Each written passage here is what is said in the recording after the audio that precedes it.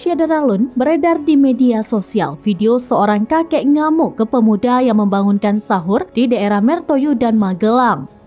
Pada video singkat yang viral itu menunjukkan seorang kakek yang mendatangi masjid di sekitar tempat tinggalnya untuk menghentikan para pemuda yang sedang membangunkan sahur dengan toa.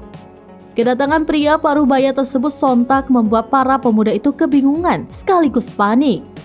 Mereka tampak berusaha menghindari sang kakek yang sedang menarik salah satu teman mereka dan menggeser sebuah meja. Sang kakek tampak menyuruh pemuda itu untuk duduk diam di balik meja yang telah diambilnya. Melihat hal itu sontak membuat pemuda lainnya merasa lucu setelah melihat ekspresi temannya tertawa-tawa. Namun suasana yang begitu mencekam membuat mereka mau tidak mau harus mengontrol tawanya. Usut punya usut, ternyata sang kakek ngamuk ke pemuda yang membangunkan sahur di sana lantaran merasa terganggu.